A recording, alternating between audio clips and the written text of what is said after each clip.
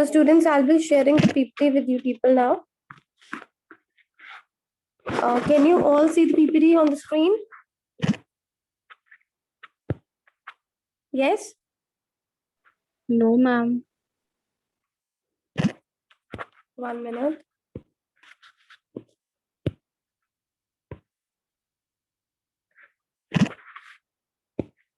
Can you see it now, students? Yes, ma'am. All right. Okay. So, students, till now we have done a number of things regarding tax. We've done topics regarding tax planning, and last we did about insurance and all, right? So today we'll be starting with the topic investment planning. All right. So investment planning, you all know it's very important nowadays. We all are that much familiar that one should definitely make investments. Investments are an important part for a particular person, for whosoever person we should call. Um, we have noticed in this last year, since the last year of pandemic, that a second hand income, second sort of income should be there for a person, because many of the people we can see are suffering from the crisis of having the shortage of money and having problem with their financial aspect. All right. So it's very important. It's very important for us to each and every one to have a particular sort of investment. Now, students, there are different objectives of investment, and people do investment for the safety of security, for the safety of growth in their whatever amount they are already having as a form of saving. So they want a capital appreciation. Somehow people do investment for the sake of retirement. So what we are particularly concerned with here, the topic with regard to the syllabus of taxation and personal financial management, we are concerned with investment planning, right? So investment planning, and then we'll be covering up different investment in instruments which are used for personal financial management. So investment planning क्या होता है class? Investment को plan करना. Investment planning is you can see the slide which is in front of you, slide number 2. Investment planning, it is a process of matching your financial goals and objectives with your financial resources. So students, it's not so कि हमारे पास resources नहीं है और हम investment कर रहे हैं. Yeah, let's say हमारे पास resources है, we do have monetary resources, but still we are not investing. The reason can be whatever we are earning, we are spending. A person might not be investing because जो भी वो earn कर रहा है उसको उसके घर जो household expenses, that the person is particularly meeting up those expenditures or expenses. All right. So but for those people who are having surplus of money, they invest in one way or the other. They invest in one sector or the other, or in one avenue or the other, right? So वो कहीं ना कहीं investment करते हैं. अब हमारा main यहाँ पे टारगेट है इन्वेस्टमेंट प्लानिंग को फोकस करने का, कि इन्वेस्टमेंट जब भी हमने स्टूडेंट्स प्लान करनी है ना, सो हम टैक्सेशन के कंटेक्स्ट में इस बारे में बात करेंगे, बट टैक्सेशन इटसेल्फ उसका एक पार्ट आएगा यहाँ पे. When we'll be talking about investment instruments for personal financial management, वहां पे हमने अपनी personal financial management को करने के लिए investment planning करनी है, तो वहां पे हम tax saving instruments को देखेंगे. ठीक है. और अभी यहाँ पे हम कर रहे हैं investment की planning, जिसमें tax saving एक खुद का एक part है.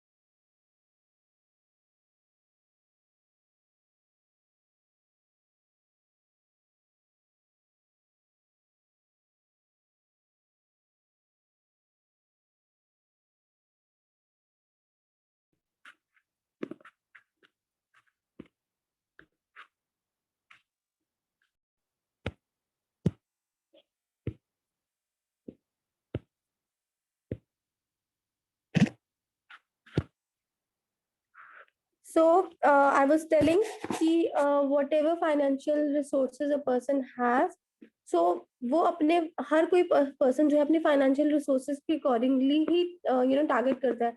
रिसोर्सेज ही नहीं होंगे, उसके लॉन्ग टर्म गोल्स जो है वो कैसे टारगेट करेगा. उसका लॉन्ग टर्म गोल है लेट्स से रिटायरमेंट को प्लान करना, बच्चों की एजुकेशन के लिए, उसको अपने कैपिटल जो पैसा वो लगाना चाहता है वो कैपिटल की अप्रिसिएशन चाहता है.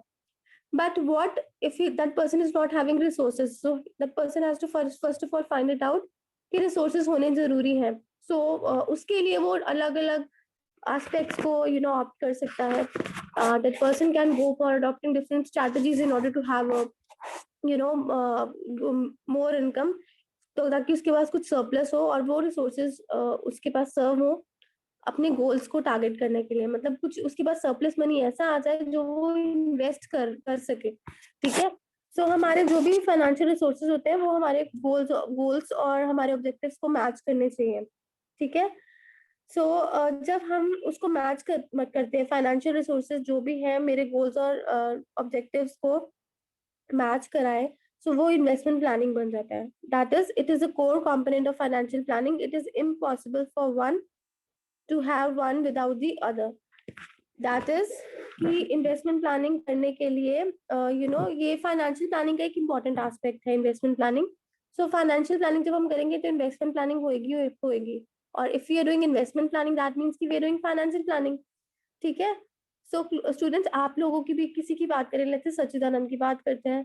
सो ये इनके लिए इन्वेस्टमेंट प्लानिंग क्या होगी कि इन्वेस्टमेंट को प्लान करना. इन्वेस्टमेंट को प्लान करना का मतलब ये है कि इन्वेस्टमेंट बिना कुछ सोचे समझे ना करना. इन्होंने अपनी इन्वेस्टमेंट जो करनी है अपने गोल्स और ऑब्जेक्टिव्स को टारगेट करते हुए जो है वो इन्वेस्टमेंट करेंगे ये. ठीक है. कि लेट्स से सच्चिदानंद को लॉन्ग टर्म टारगेट इनका है ये capital appreciate, because you people are अभी स्टूडेंट्स की स्टेज में हो, you people are young enough, so you people want capital appreciation. ठीक है. सो सच्चिदानंद के लिए कैपिटल अप्रिसिएशन जो मेन टारगेट है, तो ये क्या करेंगे, कुछ इस तरह का ऑप्शन ढूंढेंगे इन्वेस्टमेंट इंस्ट्रूमेंट्स, जो कि हम इसके बाद डिस्कस करेंगे. कुछ ऐसा इंस्ट्रूमेंट ढूंढेंगे जो इनको कैपिटल को अप्रिशिएट में मतलब कि कैपिटल को ग्रो करने में, पैसे को ग्रो करने में हेल्प करें. इसी तरीके से कोई मिडिल एज पर्सन है या कोई person who is in 40-45 above है, सो उसके लिए टारगेट है कि उसको लगता है कि लॉन्ग टर्म में मेरे लिए रिटायरमेंट के बाद मेरे लिए कुछ इनकम चाहिए मुझे. I need regular income for me, right. So that what that person can do is that person can go for retirement planning. ठीक है. सो इस तरह का जो भी ऑब्जेक्टिव है वो उसको माइंड में रखना पड़ेगा. अभी कोई इनिशियल लेवल पे है लाइफ स्टेजेस पे, सो वहां पे बच्चों की एजुकेशन का जो है वो टारगेट रख के कर रहा है planning. So that is what is called as investment planning. Now what I was telling you was investment planning और पर्सनल फाइनेंशियल मैनेजमेंट में डिफरेंस आ जाता है. जब पर्सनल फाइनेंशियल मैनेजमेंट में जो का एस्पेक्ट हम डिस्कस करेंगे ना, तो हमने इन्वेस्टमेंट प्लानिंग के करने के लिए कौन से इन्वेस्टमेंट इंस्ट्रूमेंट्स डिसाइड करने हैं, वो पर्सनल फाइनेंशियल मैनेजमेंट बनेगी. ठीक है. सो प्लानिंग तो हमने हो गई ना, it's something which we are planning it in our mind, right. But when we are actually selecting different investment instruments in order to do हमारे ऑब्जेक्टिव्स को टारगेट करने, that is actually we are doing personal financial management. Students, am I clear with what I spoke right now? Students, am I Yes, clear? ma'am. All right, all right. So let's continue with the process of investment planning. So let's say any one of you wants to do investment planning. All right. So students, one advice to you is you people attend number of seminars, you people at webinars, you people go through number of sessions in which importance of investment has been given to you. It's been shown to you. ठीक है. Pandemic के time पे भी आपको ये webinars में बताया जाता है कि investment is very very important. So the earlier you start investing, the better it is for you. ठीक है. So each one of you should also think about that, and parents obviously they'll be investing, and if somebody is not investing, you should guide them. ठीक है. So these are important things of life. Okay. So now we have the process of investment planning. So students, investment planning का process क्या है. आप में से कोई भी इन्वेस्टमेंट प्लानिंग करना चाहता है तो सबसे पहले आप लोग क्या करोगे, आपने अपने इन्वेस्टमेंट के गोल्स और ऑब्जेक्टिव्स को सबसे पहले एस्टैब्लिश करना है। आप ऐसा नहीं करोगे कि आपके पास कुछ फंड्स पड़े हैं, लेट्स से आपके पास 50,000 रुपीज सरप्लस पड़ा हुआ है, आपने सोचा मैं पैसा लगा देती हूँ या लगा देती हूँ, सीधा पैसे कहीं पे भी गए और जाके इन्वेस्ट कर दिए। कहीं पे भी गए मतलब चाहे कहीं बैंक में चले गए, चाहे कहीं पोस्ट ऑफिस में चले गए, या सीधा स्टॉक मार्केट में पैसे लगा दिए, ब्रोकर के पास गए उसको बोला पैसे लगा दिए। It's not so and it is not investment planning. वो क्या होता है, इट इज इन्वेस्टमेंट। वो इन्वेस्टमेंट हो सकती है आपके लिए, ठीक है, लेकिन वो इन्वेस्टमेंट प्लानिंग नहीं है, क्योंकि वहां पे आपने अपने गोल्स और ऑब्जेक्टिव्स को टारगेट नहीं किया। सो प्लानिंग के बीच में सबसे पहले हम चीजों को सोचते हैं, अपने गोल्स और टारगेट्स को दिमाग में रखते हैं। Are you clear about the difference between investment and investment planning? Clear, ma'am. Okay, that's great. So when we have decided about the goals and objectives, उसके बाद मैं क्या देखूंगी? A person will think about the risk tolerance capacity, ठीक है, कि अभी जो 50,000 रुपए मेरे पास है, मैंने देखना है कि मैं रिस्क अवर्स हूँ, कि मैं रिस्क टेकर हूँ या मॉडरेट रिस्क टेकर हूँ। You people are very well acquainted with these terms. जो मॉडरेट रिस्क टेकर होता है या रिस्क अवर्स होता है या रिस्क टेकर्स होता है, आपको ये सारी टर्म्स के बारे में कम्प्लीटली पता है, ठीक है। सो मैं अगर रिस्क अवर्स हूँ, मैं रिस्क नहीं लेना चाहती, तो मैं ऐसी ऐसी जगह पे इन्वेस्ट नहीं करूंगी जहां मुझे लगता है कि रिस्क बहुत है, ठीक है। सो मैं वहां पे इक्विटी मार्केट में पैसा नहीं लगाऊंगी, ठीक है। और जहां मुझे लगता है मैं रिस्क टेकर हूँ, मैं इक्विटी में पैसा लगा सकती हूँ। और मैं मॉडरेट रिस्क टेकर हूँ, मैं गवर्नमेंट बॉन्ड्स डिबेंचर्स के ऊपर फोकस कर रही हूँ, क्योंकि मुझे गवर्नमेंट सिक्योरिटीज एंड ऑल के ऊपर बहुत ट्रस्ट है, ठीक है। सो आई फील के एफडी में पैसे लगाने से मुझे कोई प्रॉब्लम नहीं होगी, ठीक है। Students, can you understand what I am saying? Yes, ma'am. Okay, alright. So risk tolerance capacity देखिए उसके बाद, ठीक है। Whatever goals and targets are there in my mind, then I will decide upon what is my risk tolerance capacity. Okay, next is then because I have the goals and objectives in my mind and I know कि मेरी risk tolerance capacity ये है, ठीक है।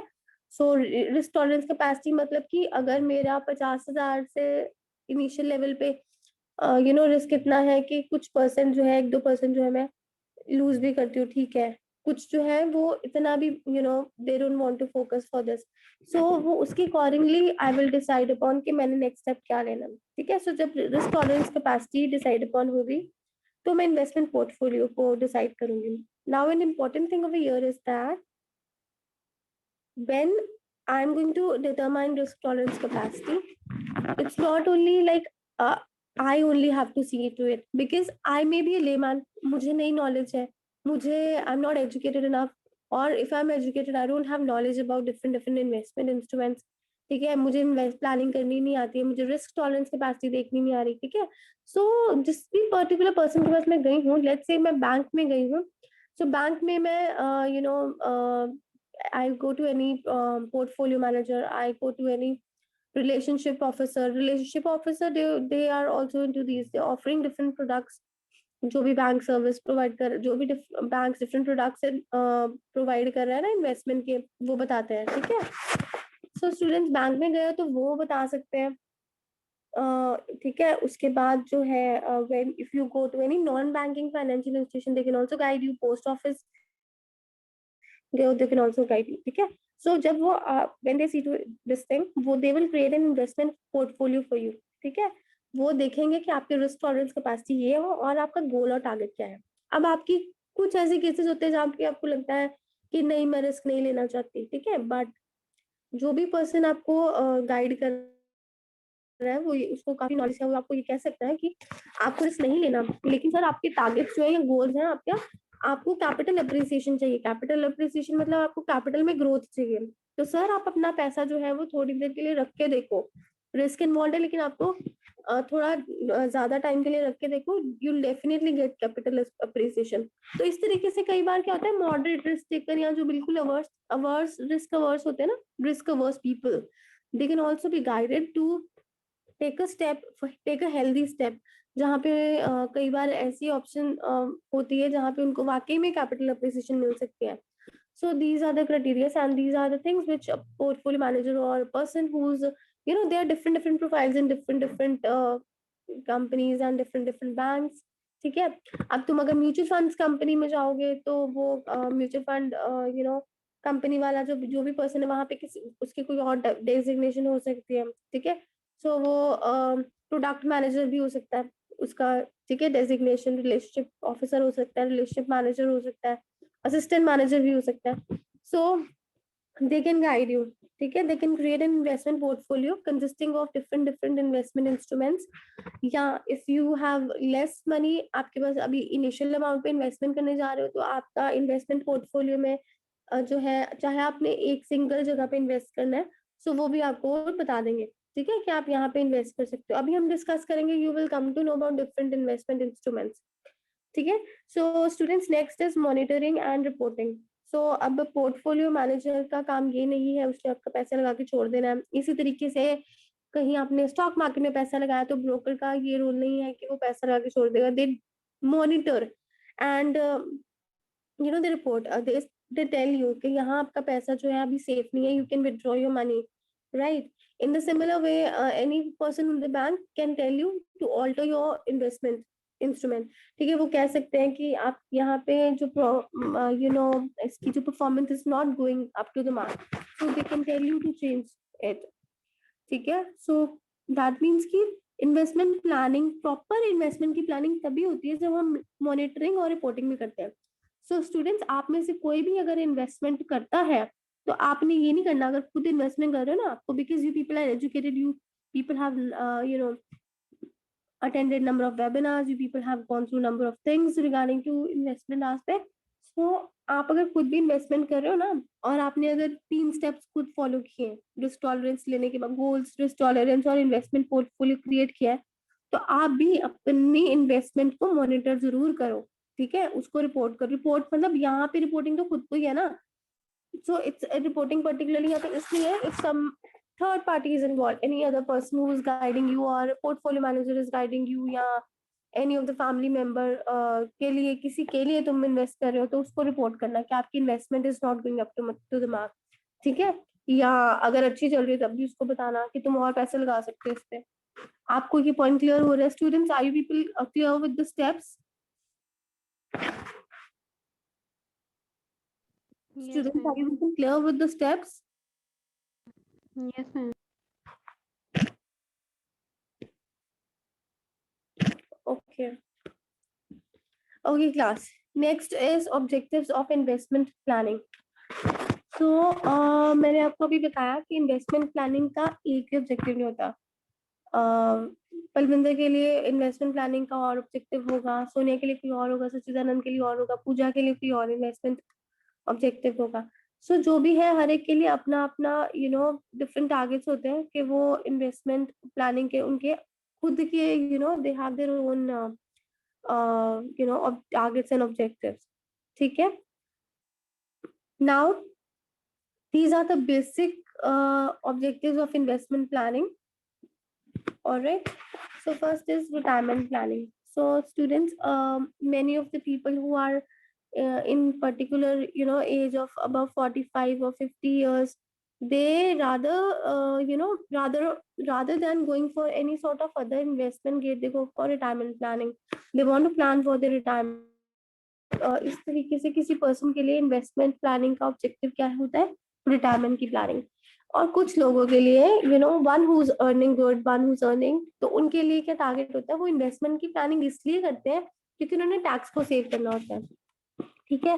तो tax save करने के लिए वो अपनी इन्वेस्टमेंट उसके हिसाब से प्लान करेंगे और इन्वेस्टमेंट इंस्ट्रूमेंट्स को डिसाइड अपॉन करेंगे, which will be discussing it after some time, ठीक है।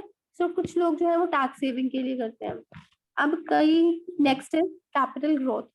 So there are number of people who do investment planning. Excuse me, ma'am.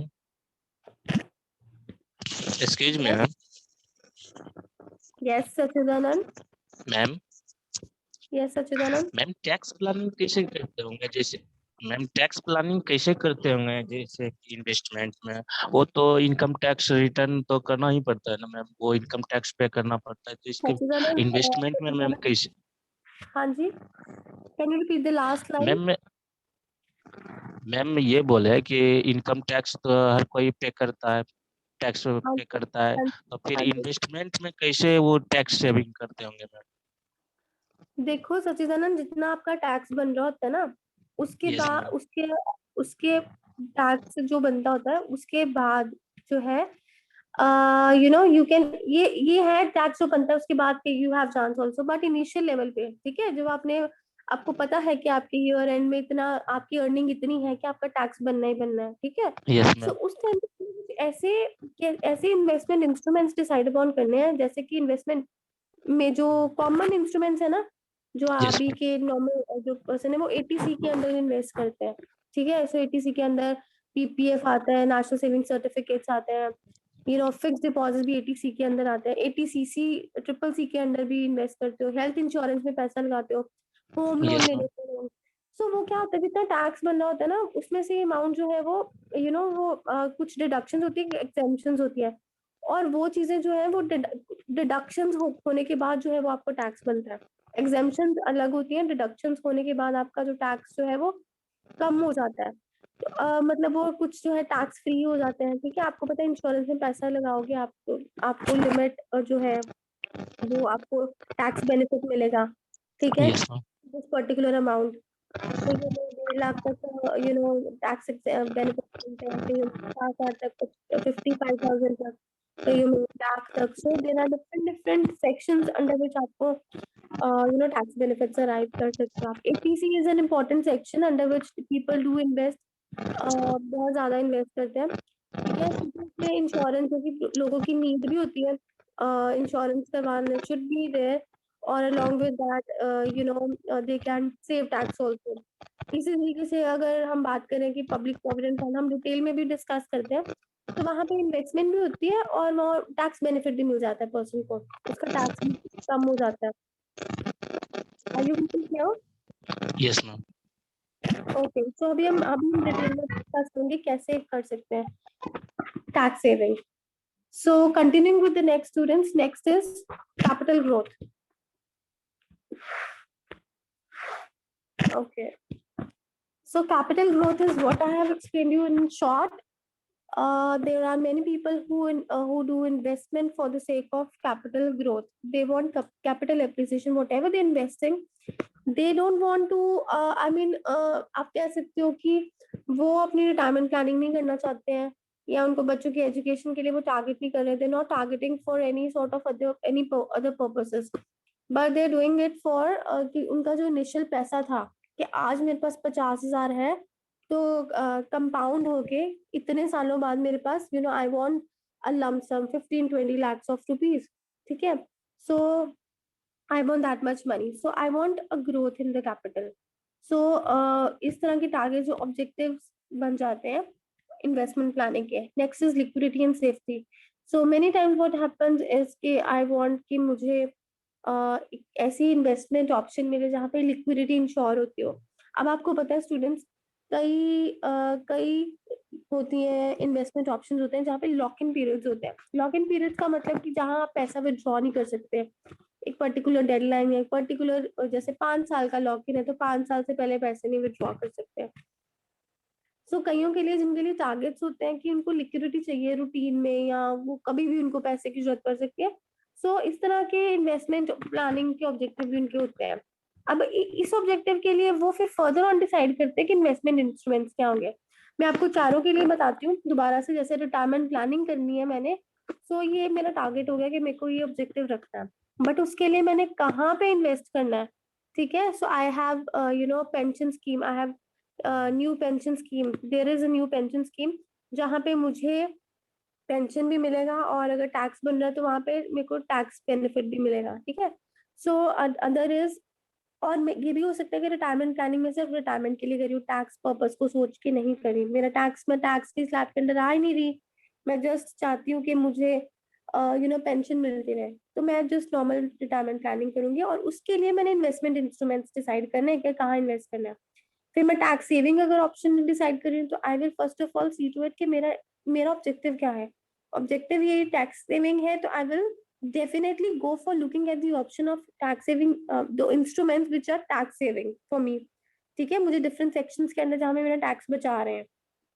Capital growth चाहिए तो मुझे अपने कैपिटल में अप्रिसिएशन चाहिए। लिक्विडिटी है तो मेरा टारगेट कोई रिटायरमेंट प्लानिंग नहीं है या कोई और टारगेट नहीं है, मेरे को लिक्विडिटी चाहिए। ठीक है, मेरे को कभी भी पैसा चाहिए होता है तो मैं उसके अकॉर्डिंगली मैं इन्वेस्टमेंट करूंगी। कुछ कहीं ऐसे इन्वेस्टमेंट करूंगी जहाँ पे लॉक इन पीरियड्स ना हो, या जहाँ पे मुझे रूटीन में कुछ इनकम लिक्विडिटी जब मैं पैसा चाहूँ निकलवा सकती हूँ। ठीक है, सो कईयों में होता है कि लिक्विडिटी नहीं होती, you have something in virtual form में आपके पास होता है, पेपर फॉर्म में।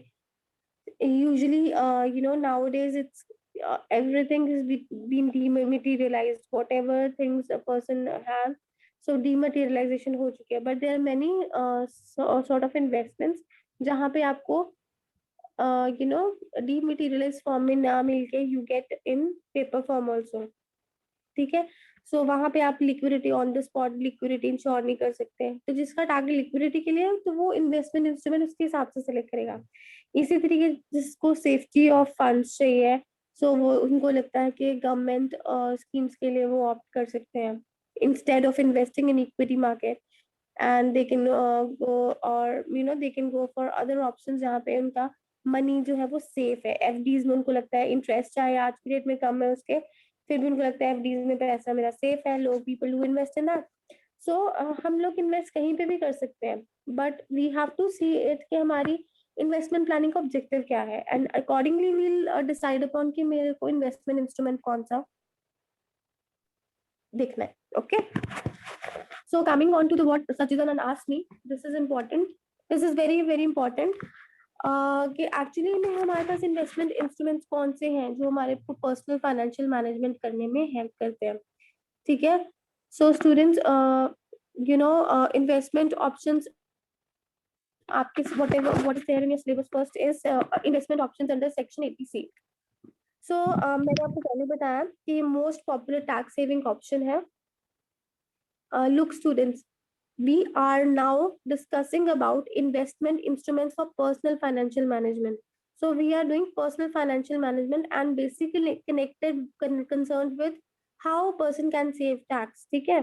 And how can a person can go for his or her own personal finance management, कि वो कैसे मैनेज करेगा कि वो अपनी रिटायरमेंट के लिए पैसा निकाले, वो ग्रोथ के लिए पैसा निकाले, या वो लिक्विडिटी के लिए पैसा निकाले। ठीक है, सो हमारे पास जो टैक्स सेविंग इंस्ट्रूमेंट्स है, first of all investment instruments में हम टैक्स सेविंग इंस्ट्रूमेंट डिस्कस कर रहे हैं। सो टैक्स सेविंग इंस्ट्रूमेंट में एटीसी के अंडर जो है, this is the most popular investment options in India which fall under eighty C. ठीक है, एंड व्हिच एटीसी क्या सेक्शन, किसका सेक्शन है? It is under the income tax act.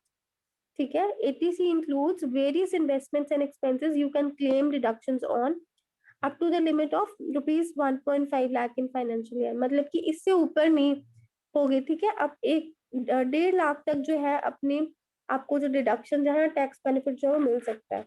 ठीक है, तो आपका टैक्स अगर ज्यादा बन रहा है तो 1.5 लाख तक आप एटलीस्ट टैक्स सेव करो। आपकी इनकम इतनी है टैक्स सारा कैलकुलेट करने के बाद कि वो जो है अमाउंट ज्यादा बन रहा है तो 1.5 लाख जो है उसमें से डिडक्ट हो सकता है अगर आप एटीसी के अंदर अपना 1.5 लाख तक, 1.5 लाख का मतलब 1.5 लाख तक का मतलब कि ये लिमिट है। ठीक है, सो वहां तक आपको ये बेनिफिट मिल सकता है। So just see this, you can zoom your screen if it's not visible that much.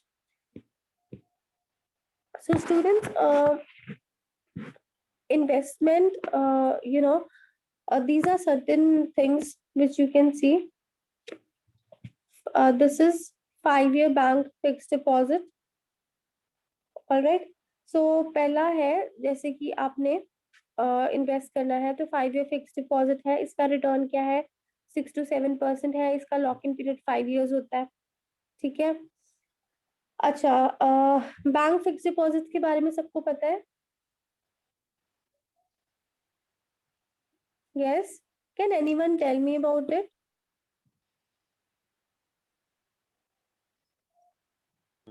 Ma'am, hello ma'am. हाँ जी, हाँ जी, बताओ। फिक्स डिपॉजिट में मैम होते हैं कि जैसे कि किसी ने पैसे को डिपॉजिट कर दिए, जैसे कि सपोज दैट 5 years के लिए, तो उसमें 5 years में जो रिटर्न होते हैं 6 to 7%, सपोज दैट कि 1 लाख इन्वेस्टमेंट किया है तो उसका 6% से हो जाएगा, यानी 5 ईयर का 30,000 हो जाएगा मैम। तो उसमें जो रिटर्न होगा तो 1,30,000 होगा, या फिर उसका ऐसे कर देगा कि पर ईयर उसको ऐड होगा, तो सपोज दैट 1 लाख प्लस 6,000, 1,06,000 का फिर उसका इंटरेस्ट होगा। तो जो भी रिटर्न बढ़ेगा मैम उसमें ये टैक्स छूट होगा मैम। यस। सो स्टूडेंट्स, इसमें क्या है कि जो एफडीज होती है ना, उसमें पर्सन कैन वो डिसाइड कर सकता है कि उसको जैसे कितने साल के लिए चाहिए। यूजुअली जो है जो टैक्स सेविंग फिक्स डिपॉजिट होता है उसका लॉक इन 5 years का होता है, ठीक है। सो इससे ज्यादा भी we can go for that, but उसमें क्या है कि मिनिमम ये this is a minimum which you people can go for, ठीक है। So good enough Sachidanand. सो जो एफडीज पर्टिकुलरली टैक्स सेविंग के लिए होते हैं ना, वो टैक्स बेनिफिट प्रोवाइड करते हैं हमारे को। जब when we whatever we investment we can claim a maximum of ₹1.5 lakh, ठीक है, as tax deduction benefit in it, जब हम लोग एफडी में इन्वेस्ट करते हैं, ठीक है। सो इसमें क्या है स्टूडेंट्स, इंटरेस्ट जो है वो जो भी प्रिवेलिंग करंटली जो टैक्स सेविंग एफडीज का चल रहा होता है, that vary from one bank to another, ठीक है। सो बैंक फिक्स डिपॉजिट का जो रेंज है वो 6.5 से 7.6 यूजुअली इतना रहता है। So it's a good option and लोगों को बहुत ज्यादा ट्रस्ट भी है। सो आप ये सोच सकते हो कि अगर आप एफडी में पैसा लगा रहे हो तो आपके पास एक ऐसा ऑप्शन है कि जहां आपका लॉक इन हुआ आपका पैसा, एक तरह मतलब चाहे आपको ये चीज समहाउ होती है कि हाँ हमारा लॉक हो गया हुआ है, अमाउंट लॉक हो गया, हम पैसे विथड्रॉ नहीं कर सकते हैं। सो लेकिन अब ये भी तो सोचो ना कि आपको उसका बेनिफिट मिलना है। Even though I am again saying, even though आज की डेट में और ऑप्शन है। एफडीज पहले जैसे कहते हैं ना बहुत अच्छा इंटरेस्ट, अभी नॉर्मल और जो है ना इन्वेस्टमेंट इंस्ट्रूमेंट उसमें अच्छी रिटर्न मिल रही है, इससे ज्यादा भी मिल रही है, ठीक है। सो जो ये है, ये रिटर्न जो है this 6 to 7% is given over here, और इसका जो करंट जो रेंज चलती है जो चल रही है दैट इज 6.5 to 7.5 और 7.6, इतनी रेंज इसकी चल रही है, ठीक है। So I hope I am clear with 5 year bank fixed deposit.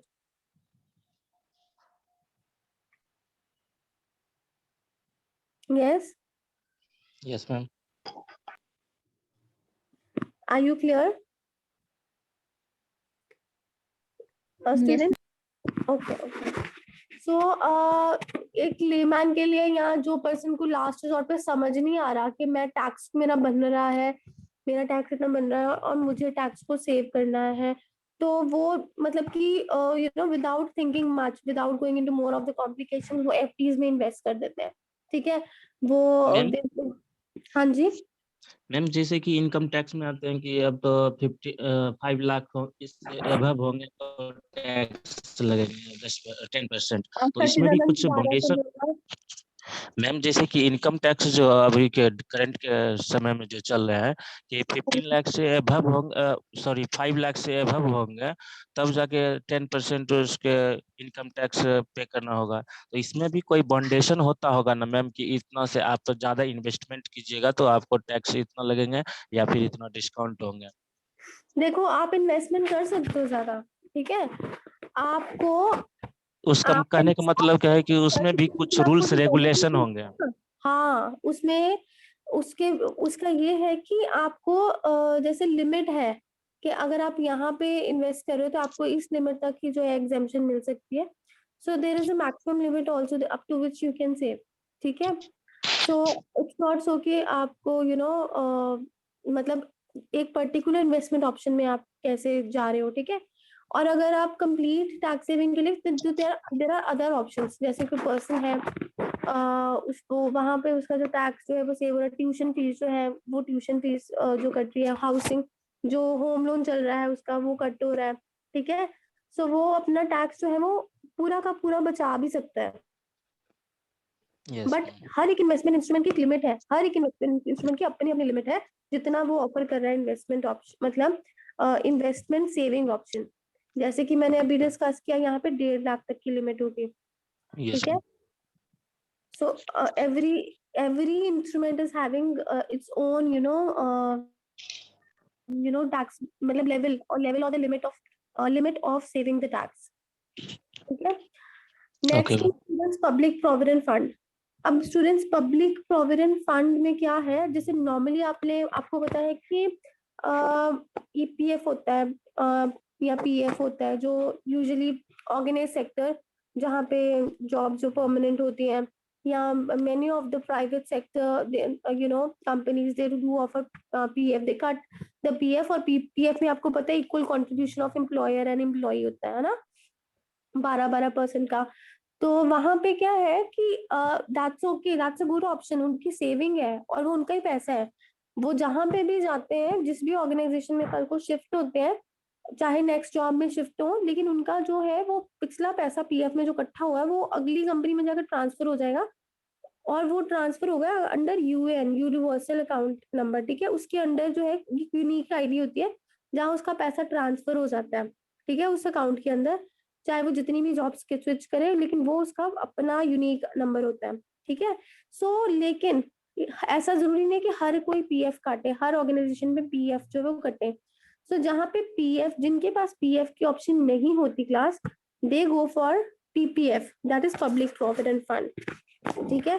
और ये जो इन्वेस्टमेंट ऑप्शन है that is available under section 80C।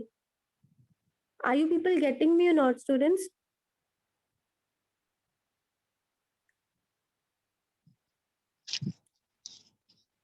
Students, are you getting it or not? Yes, ma'am. Okay. So section 80C के under कोई भी person जो कि EPF जिसका नहीं है, या अच्छा एक और ऑप्शन हो सकती है, लाइक वी टॉक्ड अबाउट के पब्लिक सेक्टर में पीएफ कटता है, कुछ प्राइवेट कंपनीज जो है, many of the private companies they do cut the PF, जो कि हमारा खुद का पैसा ही होता है, हमारी खुद की सेविंग होती है। लेकिन इसके अलावा भी जो है, मतलब जो ये जिनका ये पैसा कट रहा है, इट्स ओके, बाकी लोग पीपीएफ के लिए जा सकते हैं। अब ऐसा नहीं है सिर्फ वही लोग होंगे, इनके अलावा भी सेल्फ एम्प्लॉयड कोई है कि कोई खुद का कोई काम कर रहा है, उसको चाहिए पीपीएफ की ऑप्शन, वो भी कर सकता है। या कोई रिस्क अवर्स इन्वेस्टर है या रिस्क अवर्स पर्सन है, वो भी जो है वो पीपीएफ के लिए जा सकता है, अपना टैक्स बचा सकता है। तो उसका क्या होगा, एक उसके लिए एक इन्वेस्टमेंट भी होगी, और वो पीपीएफ के अंदर उसको टैक्स बेनिफिट भी मिल गया 80C के अंदर, ठीक है। सो ये क्या है स्टूडेंट, ये लॉन्ग टर्म सेविंग स्कीम है जिसका कि लॉकिंग पीरियड 15 साल का होता है, ठीक है। और उसके बाद जैसे इट्स मेंशन ओवर ये 15 इयर्स, इसके बाद इसको हम एक्सटेंड भी कर सकते हैं। मुझे ऐसे लगा कि मैं जो ईपीएफ है अभी और 5 साल मैं और 5 साल जो है वो इसको एक्सटेंड करवाना चाहती हूँ, तो I can go for that, but I can go, मेरे को ये I can not go less than 5 years, मतलब कि 5 इयर्स के ब्लॉक में इसको मेरे को आगे आगे चलाना पड़ेगा। ऐसा नहीं है कि मैं 15 साल तक ईपीएफ में पैसा डाला तो मैंने बोला कि मैं 2 साल और पैसा डालू, ऐसा नहीं होगा। 17 साल, नो इट्स नॉट सो, मेरे को 5 के ब्लॉक्स में करना पड़ेगा, मतलब 15 के बाद सीधा 20, अगर उससे भी एक्सटेंड करना तो 20 से सीधा 25, ठीक है। तो 5 के ब्लॉक्स में अपने इसको एक्सटेंड करवा सकती हूँ पीपीएफ को, ठीक है। So students, are you people clear with this? Yes, ma'am ma'am. Ma'am पहले क्या था, पीपीएफ के अंदर जो टैक्स बेनिफिट है वो 1 मैम लाख होता था, अभी हाँ जी हाँ जी।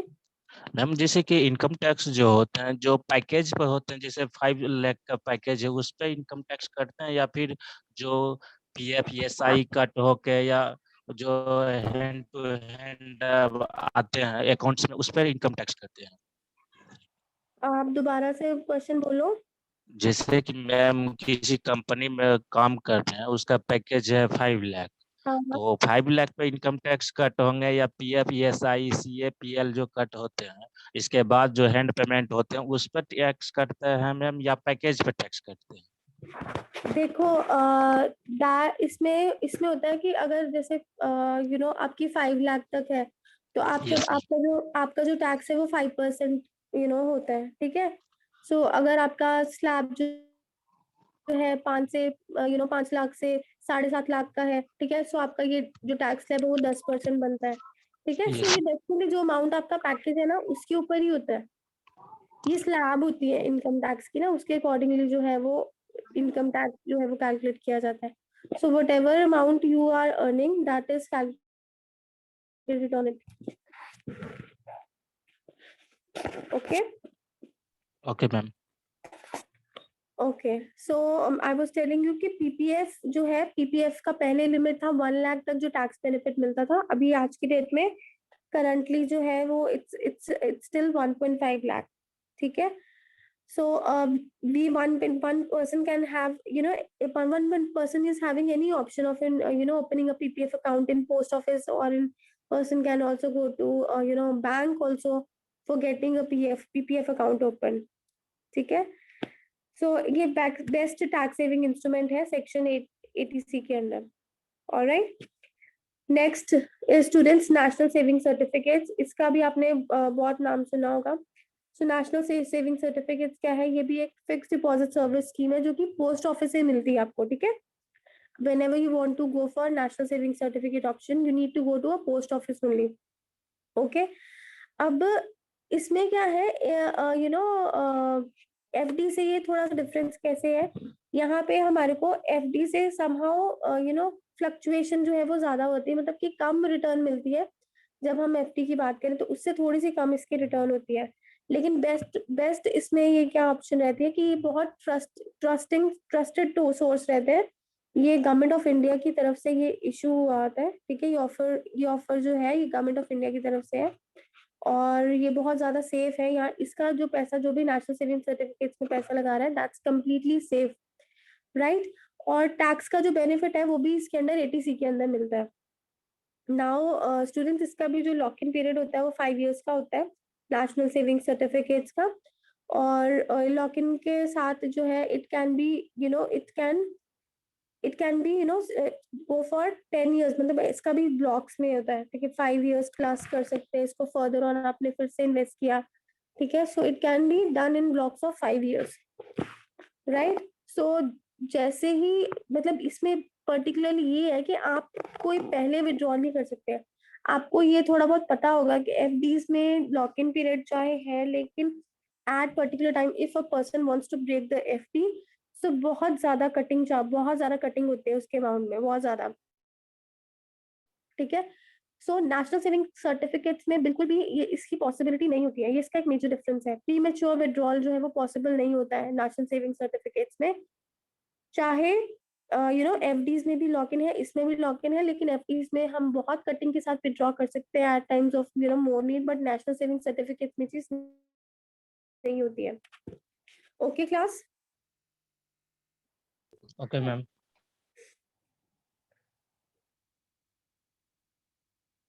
Okay, so students, this is a national pension scheme.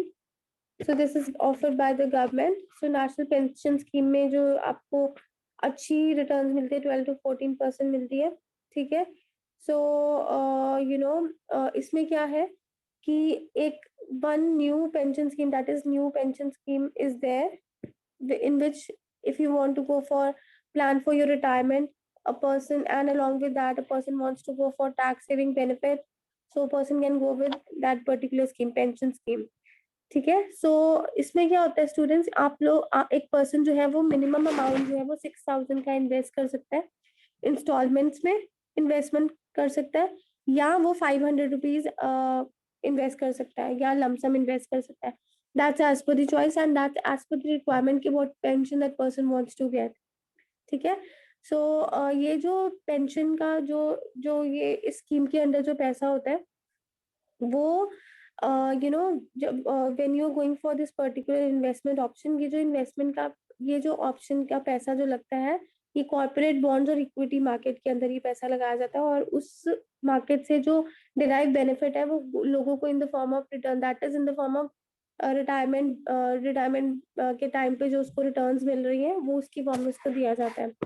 ठीक है, सो इक्विटी मार्केट में लगाया जाता है, इसका रिटर्न्स भी इससे ज्यादा है, और बेनिफिट जहाँ की बात करें रिटर्न्स भी ज्यादा है। टैक्स सेविंग बेनिफिट्स लेने हैं तो टैक्स सेविंग बेनिफिट्स भी है जो इसके अंदर वो मिलते हैं। ठीक है, so students, tax saving benefits जो इसके अंदर है दैट्स अप टू ₹1,50,000। सो जो टैक्स का बेनिफिट मिलता है ये सेक्शन 80 CCD के अंदर मिलता है, 80 CCE के अंदर मिलता है, ठीक है। सो ये डिफरेंट है, मतलब 80C के अलावा ये 80C में फॉल नहीं करता, 80C डायरेक्ट में फॉल नहीं करता है, 80 CCE में फॉल करता है या 80 CCD में फॉल करता है, ठीक है। सो इसका जो लिमिट है that's up to 1,50,000। Next is in ELSS. Any idea about ELSS? Anyone?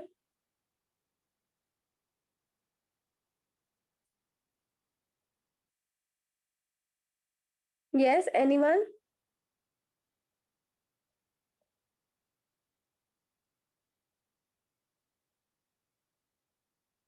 Yes, students say yes or no if you're not clear. I mean, if you know, don't know. No, ma'am. Okay. So students, ये क्या है particularly ELSS क्या है? That's equity linked. ठीक है, equity linked plan. So the full form is equity linked tax saving scheme. So ये भी students एक बहुत एक अच्छा tax saving instrument माना जाता है। और जो लोग जो है 5 साल का लॉक इन नहीं चाहते, थोड़ा कम लॉक इन चाहते हैं, सो उनके लिए ये बेनिफिट है। तो आप देख सकते हो यहाँ पे चार्ट में ही इसका लॉक इन जो वो 3 साल का होता है, राइट। सो क्योंकि स्टूडेंट्स यहाँ पे ये एक अच्छा ऑप्शन है। पहला तो ये शॉर्ट टर्म के लिए आपकी इन्वेस्टमेंट मांगता है, लॉक इन 3 साल का है। दूसरा, शॉर्ट टर्म में होने के बावजूद ये आपको गुड रिटर्न्स देते हैं, ठीक है। सो आप ELSS में अगर इन्वेस्ट करना चाहते हो तो बेस्ट ऑप्शन क्या है, आप सिर्फ 500 रुपीज के साथ आप अपनी इन्वेस्टमेंट जो है वो स्टार्ट कर सकते हो, राइट। और 3 साल का लॉकिंग लेट से खत्म हो गया।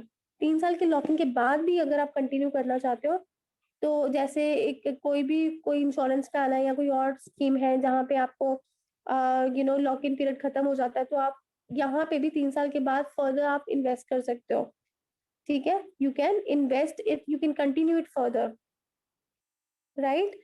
सो स्टूडेंट्स, इसमें क्या है, ELSS में instead of investing entire amount in one, आपके पास अच्छा खासा पैसा है, एक ही बार में इन्वेस्ट करने के बजाय आप जो है you can invest your money over a period of time, मतलब टाइम टू टाइम आप इन्वेस्ट कर सकते हो, ठीक है। बट आपके पास फ्लेक्सिबिलिटी ये है कि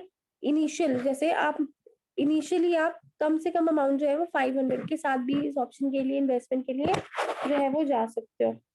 सो दैट इज वाई, क्योंकि लॉक इन इसका कम है और अच्छा इसमें रिटर्न मिल जाता है शॉर्ट टर्म के लिए, तो एक अच्छा इन्वेस्टमेंट स्कीम है। अब स्टूडेंट्स, ये एक इन्वेस्टमेंट स्कीम अच्छा है और ये टैक्स बेनिफिट जो देता है वो भी 1.5 लाख तक इसका टैक्स बेनिफिट है। And it's under the section 80C, again 80C के अंदर ही इसका जो टैक्स बेनिफिट जो है वो मिलता है। Okay class? Yes, ma'am. Okay अच्छा, आप लोगों ने इसके बारे में सुना है कभी, यूलिप के बारे में?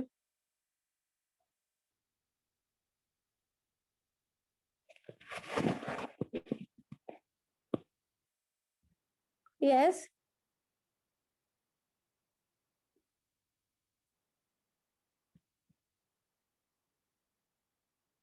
Students, any one of you have heard about this? Okay, that's No, fine. Okay, that's fine.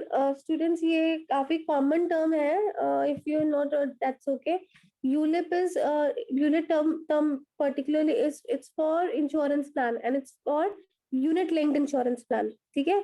So किसी ने अगर long term investment के लिए जाना है तो students ये एक person को insurance की option भी देता है और इंश्योरेंस के साथ साथ उसको इन्वेस्टमेंट की ऑप्शन भी दे रहा है, ठीक है। और इसके व्हाट यू कॉल, इसमें ये है कि like if you are investing, if a person wants to get benefit, so यहाँ पे भी 1.5 लाख तक उसको एग्जाम्पशन मिलती है। सो इसका मतलब क्या हुआ कि एक पर्सन के पास इन्वेस्टमेंट की ऑप्शन भी है, उसके पास इंश्योरेंस की ऑप्शन भी है और थर्ड वो टैक्स भी अपना बचा रहा है, ठीक है। टैक्स टैक्स बेनिफिट भी है 1.5 लाख तक। सो लेकिन ये है कि ये लॉन्ग टर्म इन्वेस्टमेंट है, लॉन्ग टर्म इन्वेस्टमेंट है। यहाँ पे रेंज जो है वो चेंज होती रहती है। अब आपको, आपने अगर, वैसे तो आपने सुना नहीं है, दैट्स ओके, बट ये डिफरेंट डिफरेंट जो कंपनीज है वो अपने अपने प्लान जो ऑफर करते हैं, सो वो लॉक इन पीरियड इसलिए जो है that can be extended also according to its mention over here, but that differs from company to company also, ठीक है। और यूजुअली जो है ये इसको ज्यादा ही मतलब लेके जाते हैं, 5 years के अबव ही लेके जाते हैं, बट उससे पहले डेफिनेटली आप नहीं कर सकते विदड्रॉ इसको। बट एक चीज इसमें इंपॉर्टेंट है, इसमें 5 years का कोई ब्लॉक नहीं होता। जैसे कोई भी कंपनी अगर ऑफर भी करेगा तो ऐसा नहीं है कि वो कहेगा 5 के ब्लॉक्स में आपको, जैसे 10 के बाद सीधा 15 साल या 10 के बाद सीधा 5 के बाद सीधा 10 साल, या 10 से 15, या 15 से 20। तो ऐसा नहीं होगा। इट कैन बी 5 से अगर 10 साल है तो 10 से 12 साल भी हो सकता है, 12 से 14 years भी हो सकता है। So it's like that, clear. So students इसके अंदर we can get good returns from ULIP. So but इसमें ये चीज है, जैसे मैंने आपको बताया, कंपनी टू कंपनी वेरी करता है।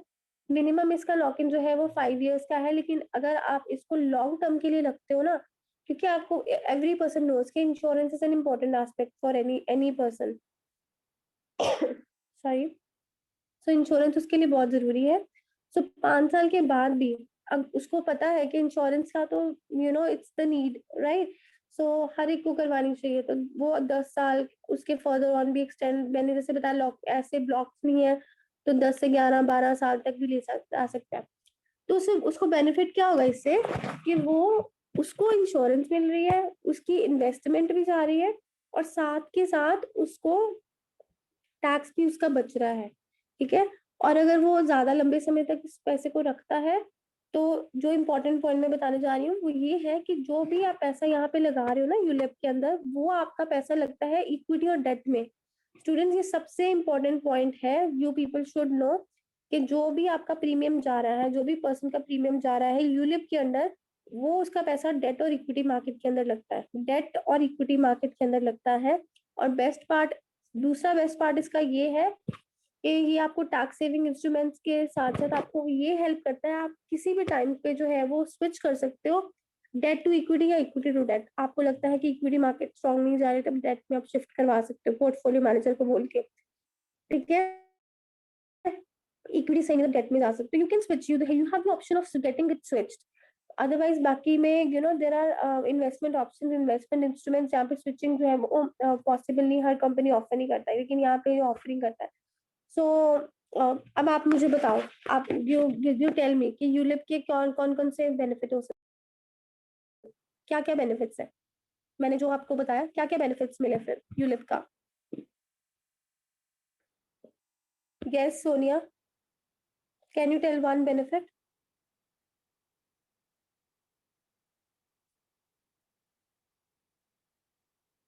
Yes Sonia, can you hear me? Hello, yes ma'am. हाँ, कोई एक बेनिफिट बताओगे? मैम इसमें हमें वो डिडक्शंस मिल सकती है Yes, good. Ensure. Okay. Now I will ask another person. Yes, okay. Pooja, can you tell me any other benefit?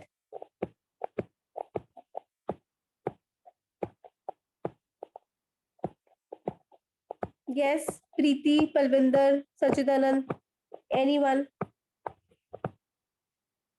Savleen, ma'am question आप फिर से बोलिएगा मैम। यूलिप के अंदर मैंने आपको 4-5 चीजें बताई ना, ठीक है, Yes, ये ma'am. मेन जो है, ठीक है।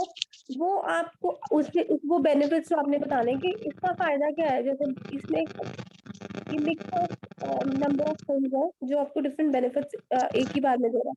तो मैम सोनिया ने मैम बताओ। इसमें है कि फर्स्ट नंबर तो मेरा ये टैक्स सेविंग हो रहा है, इसके बाद मेरा हाँ, सोनिया ने यदि बताया कैपिटल है तो you tell कैपिटल ग्रोथ हो रहा है मैम। यदि किसी गोल से हम कर रहे हैं तो उसमें भी मेरा आ रहा है मैम, मैक्सिमम रिटर्न हो रहा है ma'am. Yes yes exactly. So देखो, आपको रिटर्न मिल रहे हैं, और उसके बाद थर्ड है, आपको ऑप्शन है, आप डेट, क्योंकि आपका जो प्रीमियम का पैसा ना यूलिप में वो डेट और इक्विटी मार्केट में लगता है। सो आपके पास ये ऑप्शन है कि आप स्विच कर सकते हो कभी भी डेट और इक्विटी में। सो ये भी उसका बेनिफिट है। उसके बाद यू हैव ऑप्शन ऑफ, इस पे इंश्योरेंस का जो है वो ऑप्शन है, ठीक है। सो दैट इज वाई ये जो बहुत कॉमन है, दैट्स व्हाई आज you are you people aware of this और नॉट, ये बहुत ही कॉमन है, ठीक है। And very very important form of investment instrument जो कि टैक्स सेविंग भी करवाता है। Next is students Sukanya Samriddhi, इसके बारे में सुना है किसी ने? Yes ma'am. Yes yes ma'am, सुने हैं मैम। यस यस, कोई बता सकता है? मैम सुकन्या समृद्धि योजना ये है कि मैम जब लड़की की शादी होता है तो मैम उसमें जो है कि अभी फिलहाल यूपी यानी कि उत्तर प्रदेश में मैम लागू है कि 55,000 शायद देते हैं मैम।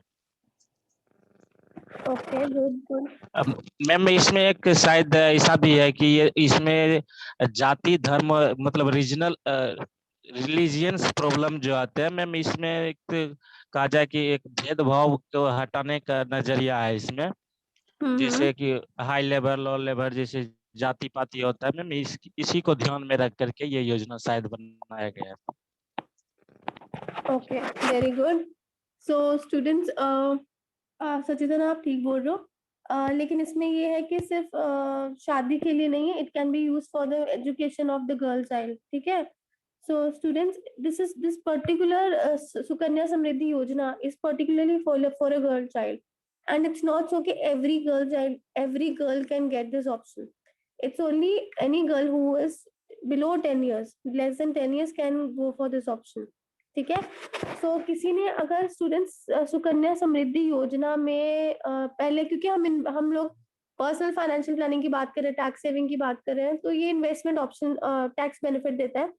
ठीक है, और साथ के साथ जो है बच्चे के लिए भी, एक गर्ल चाइल्ड के लिए बहुत इम्पोर्टेंट स्टेप है या एक गुड स्टेप है।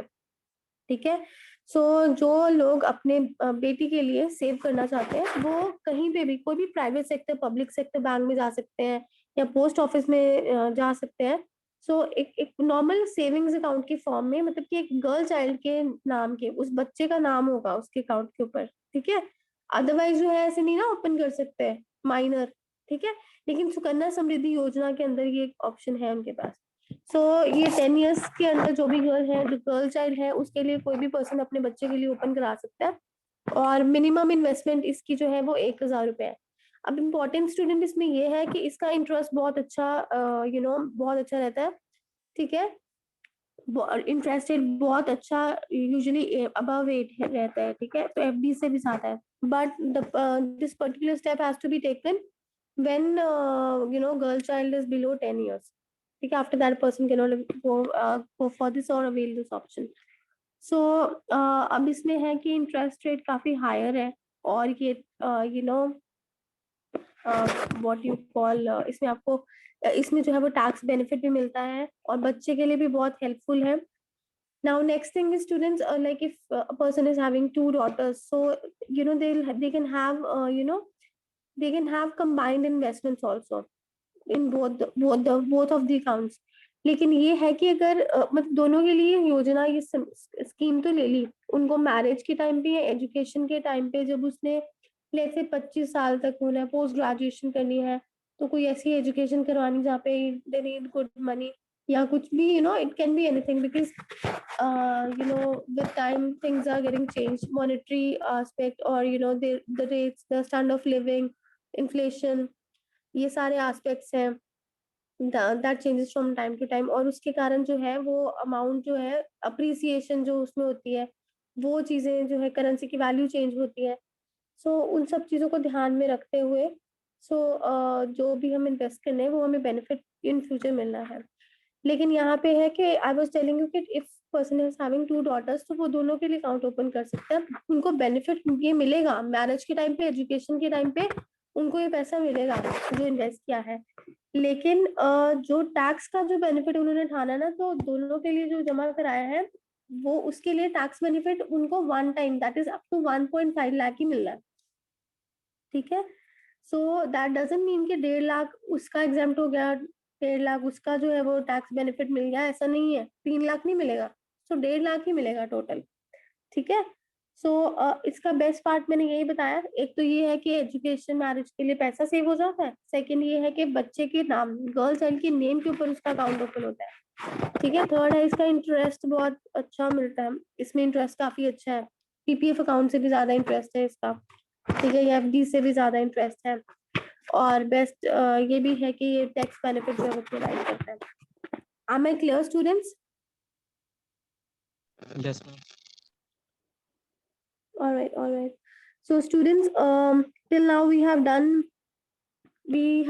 tax saving instruments, instruments covered under ATC and other instruments like PPF, ELSS or national pension schemes, etc. and all, Sukanya Samriddhi Yojana and all. Now we are going to start with mutual fund schemes. So students, can anyone tell me what are mutual funds? Being a student of finance, we use this term off and on. We use this term, a number of times in the lecture of finance. So, can anyone tell me what is a mutual fund? Hello. Hanji Sonia. Ma'am, mutual funds is a stream that brings money together from the number of investors and invested in the securities like bonds, stock, etc. Okay. Yes, बाकियों को पता है mutual funds? Ma'am hello ma'am. हाँ जी। Ma'am mutual fund एक वकील होते हैं, यानी कि ट्रेवलर्स होते हैं कि एक जैसे लाइफ में आपके गोल्स क्या हैं, छोटे इसमें 2 टाइप से इन्वेस्टमेंट होते हैं मैम। एक SIP होते हैं, एक फिक्स होते हैं, यानी कि एक बार ही आप पेमेंट फिक्स कर दिए तो वो आपके जितना लॉन्ग टाइम के लिए किए हैं तो लॉन्ग टाइम के लिए, शॉर्ट टाइम के लिए शॉर्ट टाइम। तो ये SIP सिस्टम होता है, या आप मंथली या ईयरली आप डिपॉजिट कर सकते हैं, यानी कि आप पेमेंट कर सकते हैं। इसके बाद मैम इसमें ये यूनिट दिया जाता है मैम। यदि किसी ने एक प्लॉट परचेज किया है तो उसके यूनिट के अकॉर्डिंग वो उसको डिवाइड करते हैं मैम, यानी कि जो 5000 दिए तो उसके अकॉर्डिंग क्या होगा, वो यूनिट उस मेंबर को दिया जाता है ma'am. Okay. Okay. Good enough. Good, very good, Sachidanand.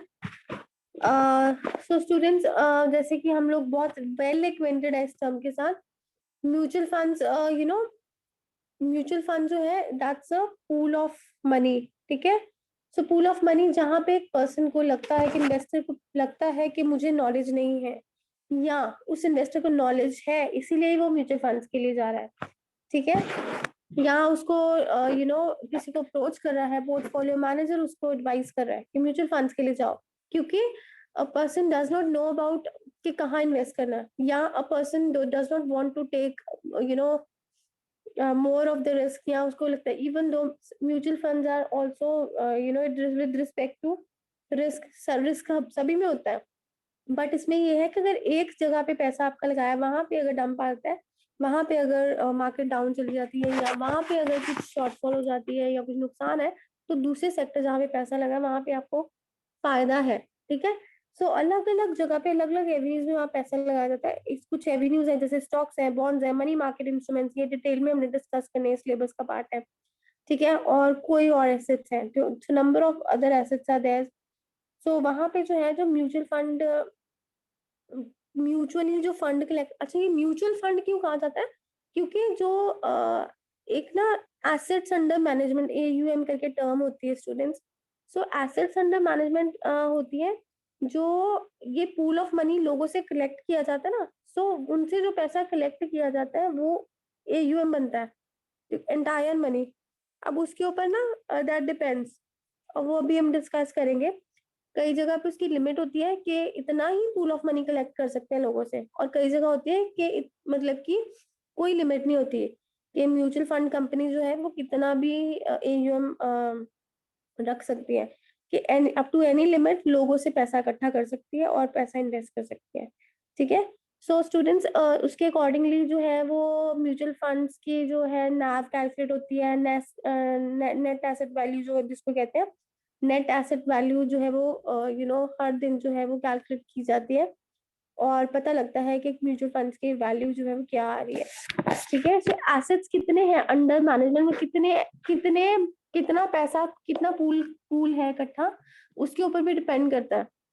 सो अगर बहुत कम पूल है लोगों का, एक लिमिट है कि इतना ही पूल इकट्ठा करना है, सो इन्वेस्टमेंट तो उतनी हुई ना, तो प्रॉफिट्स भी उसके हिसाब से, मतलब कि रिटर्न्स भी उसके हिसाब से होनी है, नॉट प्रॉफिट, रिटर्न्स भी उसके हिसाब से होनी है, ठीक है। सो दैट इज वाई अलग अलग ऑप्शंस के लिए हम अगर हम जाना चाहते हैं या अलग अलग ऑप्शंस को हम देखना चाहते हैं कि एक में अगर नुकसान है दूसरे में ना हो, सो हम म्यूचुअल फंड्स को हम बेस्ट मानते हैं। ठीक है, सो म्यूचुअल फंड्स का जो पोर्टफोलियो है ना स्टूडेंट, वो वेल स्ट्रक्चर्ड होता है, and you can see from the slide, and it is maintained to match the investment objectives stated in its prospectus. Whenever we go to a mutual fund company to buy mutual funds, so they issue a prospectus। ठीक है, जो prospectus already जब वो mutual fund आता है, एक particular mutual fund आता है, वो तब इशू होता है, सो उसमें सारी डिटेल दी होती है। सो मैं क्या कर सकती हूँ, इस प्रोस्पेक्टस को देख के मैं ये डिराइव कर सकती हूँ कि मेरे इन्वेस्टमेंट जो ऑब्जेक्टिव्स हो इसको मैच कर रहे हैं। ठीक है, so that is why it is well structured and it is maintained. ठीक है, so moving on to the next. So students, अभी तक आपने यही पढ़ा था कि म्यूचुअल फंड्स क्या होते हैं, but you might not be knowing कि म्यूचुअल फंड स्कीम्स कौन कौन सी होती हैं। So students, mutual fund scheme जो है ना, वो 4 तरह की म्यूचुअल फंड स्कीम है। First is open end versus close ended schemes, then is dividend versus growth and versus growth scheme. ठीक है, so first of all let's start with open ended versus close ended schemes. Now it's important for us students to do with the close ended schemes first। ठीक है, आपको पता लगेगा कि क्यों हम पहले क्लोज एंडेड डिस्कस कर रहे हैं, क्योंकि इसका मीनिंग आपको क्लियर होगा तो ओपन एंडेड पता लगेगा। सो अच्छा, किसी ने सुना है क्लोज एंडेड म्यूचुअल फंड्स के बारे में?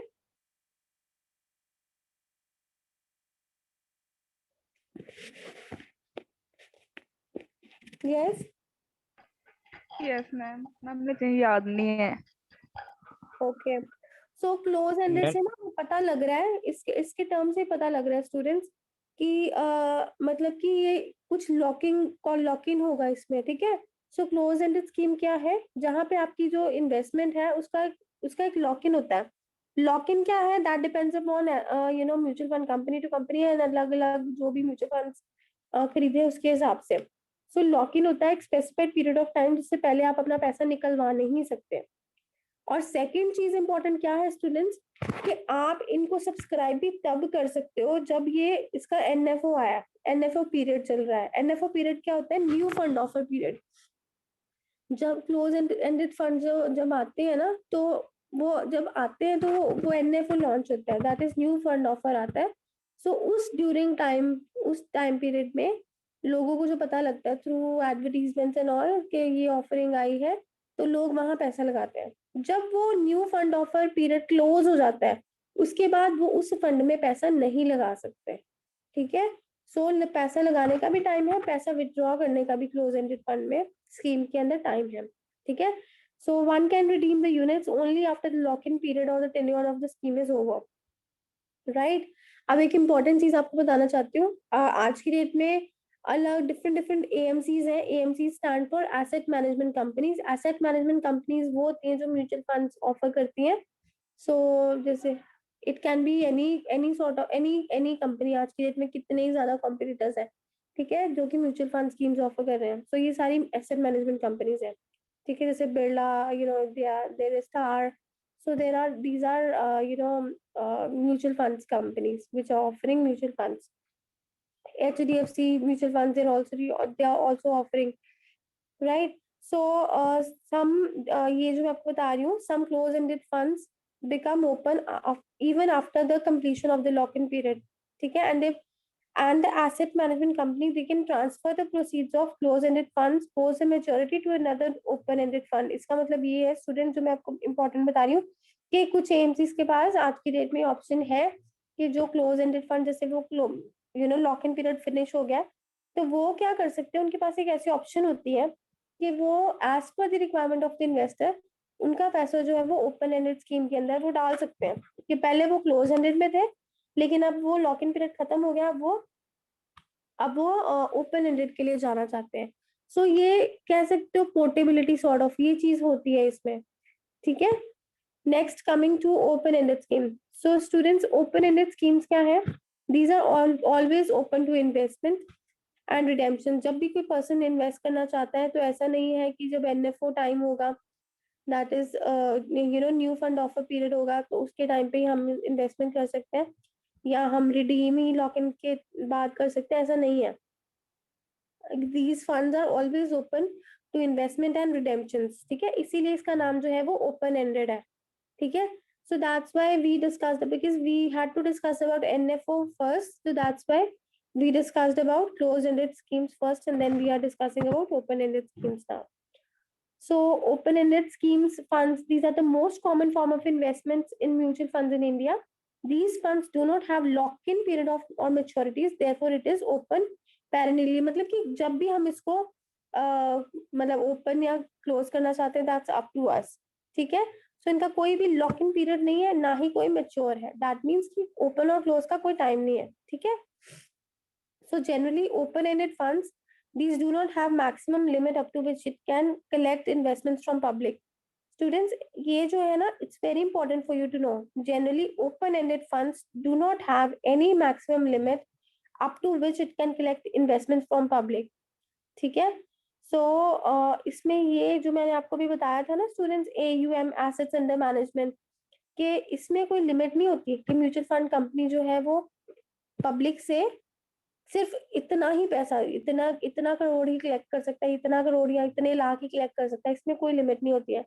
सो यूजुअली ऐसे होता है, लेकिन देयर आर फ्यू ऑप्शन जहाँ पे लिमिट जो है वो इम्पोज कर दी जाती है. ठीक है, जो एमफी के अंडर, बिकॉज आपको पता है ना रेगुलेटरी बॉडी म्यूचुअल फंड्स की कौन सी है, that is AMFI, that is association of mutual funds of India. जिस तरीके से स्टॉक एक्सचेंज को it's man been taken by SEBI.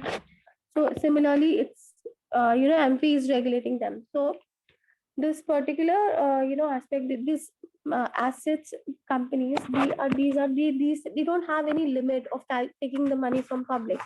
So they have they can have any amount of money from public, और अपने choice के accordingly वो amount collect करते हैं, further reinvestment करते हैं. Now the net asset value is collected is calculated according to that. ठीक है, सो नेट एसेट वैल्यू में डेली बेसिस के ऊपर कैलकुलेट होती है at the end of the day. ठीक है, और जो भी अंडरलाइंग एसेट है उसकी वैल्यू के ऊपर उसकी नेट एसेट वैल्यू जो कैलकुलेट की जाती है, और यूजुअली ये ज्यादा होती है. ठीक है, are you clear students? Yes ma'am. Hope students I am clear till now.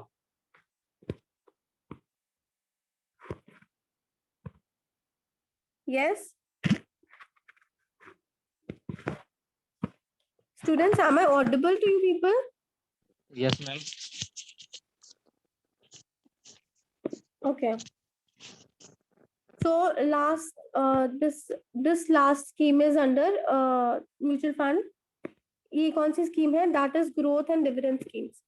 Students, growth और dividend schemes से आपको पता लग जाएगा कि ये कैसी स्कीम्स है. ठीक है, सो किसी को आइडिया है ग्रोथ और डिविडेंड स्कीम्स कौन सी हो सकती है?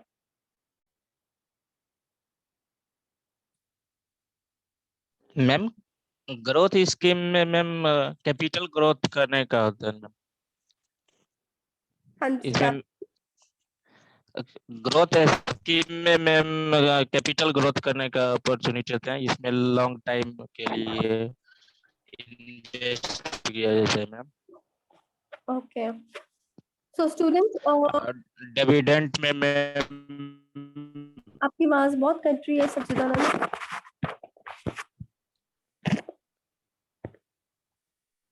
Student I mean Sachidanand, I am not able to listen to you. आपकी आवाज बिल्कुल भी नहीं आ रही मुझे. Students, am I clear to you people? आपको मेरी आवाज आ रही है student? am I audible enough? Yes, ma'am. सच्चिदानंद, मुझे आपकी आवाज नहीं आ रही. I think there's Yes, some ma'am. now I can hear. Okay, तो आपने ग्रोथ के बारे में सही बताया था. ठीक है, इसमें क्या होता है स्टूडेंट्स, बेसिकली ग्रोथ और डिविडेंड से हमें पता लग रहा है ग्रोथ का मतलब कोई ऐसी स्कीम होगी जिसमें हमारे कैपिटल की जो है ना ग्रोथ होती होगी, और डिविडेंड ऐसी स्कीम होगी जहाँ पे डिविडेंड रिसीव होता होगा. तो स्टूडेंट्स, ये इन्वेस्टर की चॉइस के ऊपर डिपेंड करता है. वो दोनों ऑप्शन में से किसी भी इन्वेस्टमेंट ऑप्शन के लिए जा सकता है. What that person can do is कि अगर वो चाहता है कि उसको रेगुलर डिविडेंड मिले whenever the company is earning profits, तो वो जो प्रॉफिट्स है अपने in the form of dividends हमें जो है वो शेयर करे, ठीक है, तो वो हमें वो डिविडेंड शेयर करेगा। लेकिन ग्रोथ ऑप्शन में क्या है कि जो अमाउंट है वो री इन्वेस्ट होता है ग्रोथ ऑप्शन के अंदर, ठीक है। सो जो प्रॉफिट्स है डायरेक्टली डिस्ट्रीब्यूट किए जाते हैं डिविडेंड ऑप्शन में, लेकिन जहां पे ग्रोथ के लिए पर्सन गया है वहां पे जो प्रॉफिट्स है वो फर्दर, क्योंकि देखो प्रॉफिट्स जो आए वो पहले भी इन्वेस्टमेंट के साथ ही आए होंगे ना, तो दैट मीन्स इन्वेस्टमेंट वहां पे हुई है जिस भी कंपनी के वो एलोकेशन है। सो वो जो इन्वेस्टमेंट हुई है उसके ऊपर फर्दर इन्वेस्टमेंट दैट इज री इन्वेस्टमेंट होती है। मतलब वो प्रॉफिट्स बजाय कि डिविडेंड देने के लिए यूज किए जाए, वो जो ग्रोथ स्कीम जो ऑप्शन लेते हैं वो ये कह देते हैं AMCs को, एसेट मैनेजमेंट कंपनीज को, या उनके जो कॉन्ट्रैक्ट में लिखा होता है कि they have take that option कि they want to go for a growth option, कि पैसा जो है जो अगर कंपनी प्रॉफिट कमाती है तो री इन्वेस्ट हो जाए ग्रोथ ऑप्शन में, ठीक है।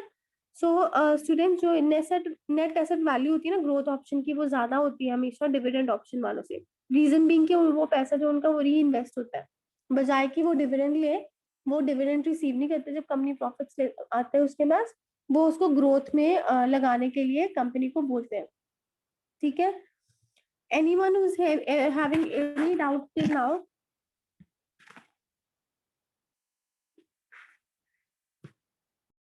You can go through that link. It's, I mean, detail of the entire thing is given in that, and you can go through it. If you face any problem, अभी आप मुझसे पूछ सकते हो।